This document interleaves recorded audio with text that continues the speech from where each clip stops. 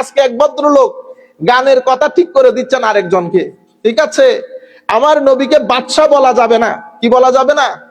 বাদশা। তখন উনি কোরআন শরীফের আয়াত বলেছেন, আল্লাহ নাকি বলেছে ইন্না বাদশা রব্বিকা লাশাদীদ। কলরবের একটা গানকে একটু পরিশুদ্ধ করে দিচ্ছি, তোমরা গানগুলো কোনো ভালো অভিজ্ঞ আলেমকে দেখিয়ে নিবা। হৃদয় মাঝারে রেখেছি যারে, ত্রিভুবনের বাদশা মালিক কামলিওয়ালা রে। আমার দয়ার নবীরে, আমার মায়ার নবীরে, ত্রিভুবনের বাদশা মালিক কামলিওয়ালা রে। ত্রিভুবনের বাদশা কে? কে? ইন্না বাদশা রব্বিকা লাশাদীদ। বাদশা শব্দটা আল্লাহর জন্য খাস। লিখবা, হৃদয় মাঝারে রেখেছি যারে, ত্রিভুবনের বাদশা মালিক আল্লাহ তাআলা রে। ইন্না বাদশা রব্বিকা, তো বাদশা কে? বাদশা শুধু আল্লাহ। কোরআনের তাফসীর করতেছেন হুজুর। এটা হচ্ছে বা ত শিন, বা তোয়া জবর বাত, শিন জবর শা, বাদশা।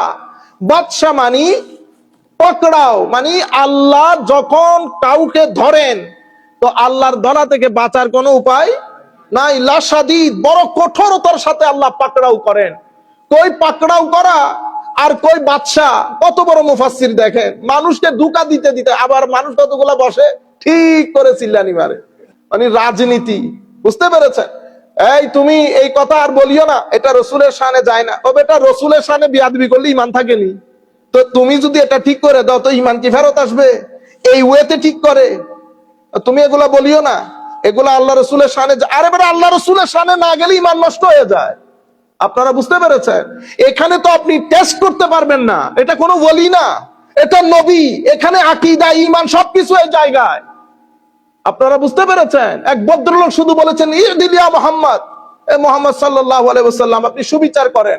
এতটুকুনের মধ্যে আমার নবী বলছেন এর উদর থেকে কিয়ামত পর্যন্ত কিছু মানুষ আসবে, তাদের নামাজ তসবিহ তাহলিল সবকিছু থাকার পরেও দিন থেকে এত দূরে চলে যাবে যেভাবে তীর ধনুক থেকে দূরে চলে যায়।